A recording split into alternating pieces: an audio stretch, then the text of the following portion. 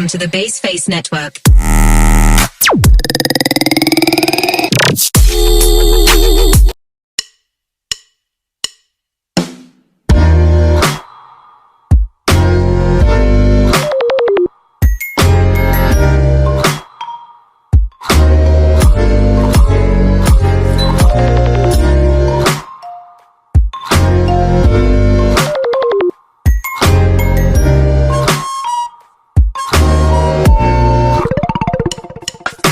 Assalamualaikum warahmatullahi wabarakatuh. Perkenalkan, nama saya Putri Salsabila dengan NIM 230260009 dari Prodi Informasi Perpustakaan dan Kearsipan Universitas Negeri Padang.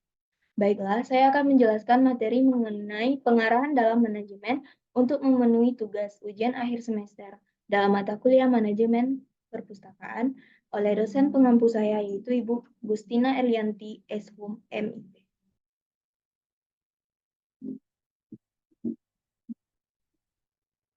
Pengarahan dalam manajemen.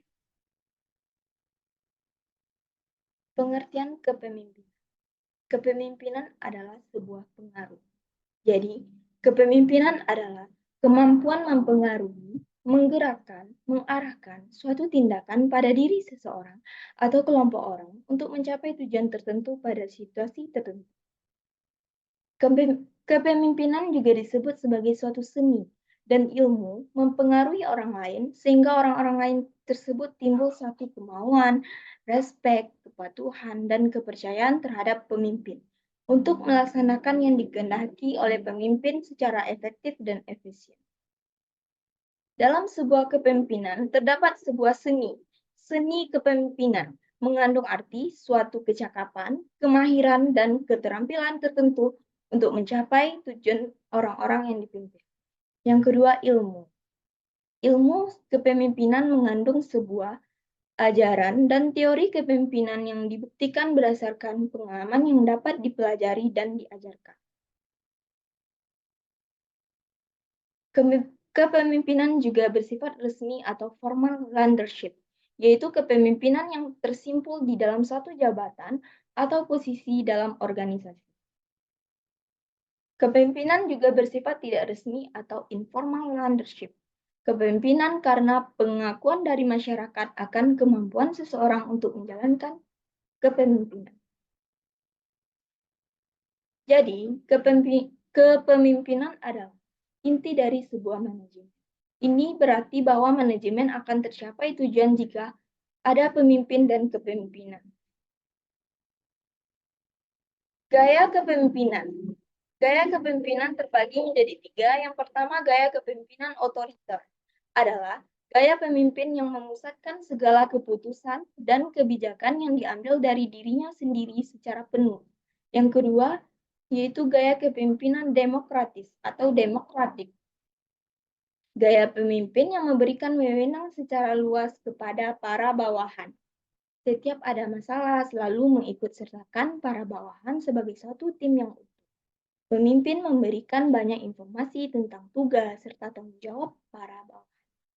Yang ketiga, gaya kepemimpinan kebebasan atau laissez-faire adalah pemimpin jenis ini hanya terlibat dalam suatu kualitas yang kecil, di mana para bawahannya yang secara aktif menentukan tujuan dan penyelesaian masalah yang dihadapi, tetapi bisa juga gaya tipe kepemimpinan tersebut digunakan secara situasional untuk mencapai suatu tujuan pada jangka waktu tertentu.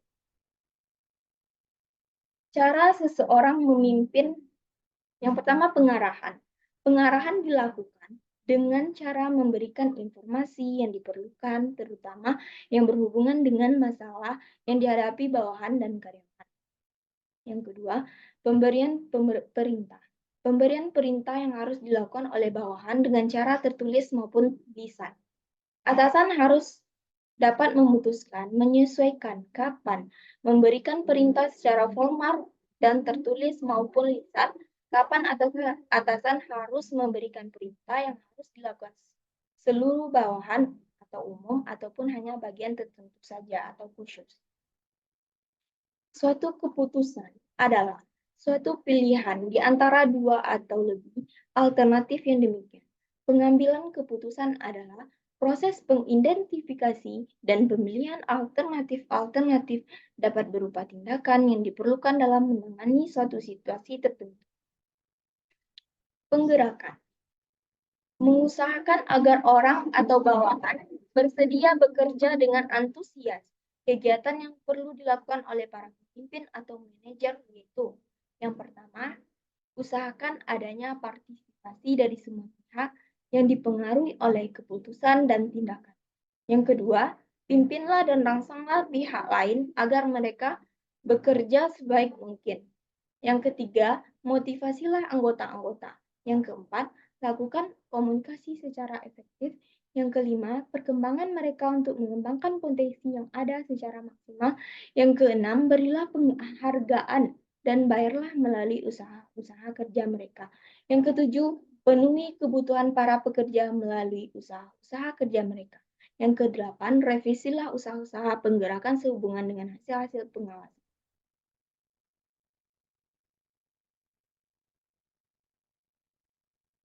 Hal yang menunjang bawahan untuk bekerja lebih giat. Yang pertama, komunikasi. Komunikasi dalam organisasi adalah komunikasi di suatu organisasi yang dilakukan pimpinan, baik dengan para karyawan maupun dengan layak yang ada kaitannya dengan organisasi. Dalam rangka pembinaan kerja yang sama serasi untuk mencapai tujuan dan sasaran organisasi. Yang kedua, komunikasi yang efektif sangat penting bagi para manajer. Paling tidak ada dua alasan. Yang pertama, komunikasi adalah proses melalui mana fungsi-fungsi manajemen, mulai dari perencanaan, pengorganisasian, pengarahan, pengawasan yang dapat dicapai. Kedua, komunikasi adalah kegiatan di mana para manajer mencurahkan sebagian besar profesi waktu mereka. Yang kedua, motivasi adalah keseluruhan proses pemberian motif bekerja kepada para bawahan sedemikian rupa sehingga mereka mau bekerja dengan ikhlas demi tercapainya tujuan organisasi dengan efisien dan ekonomis.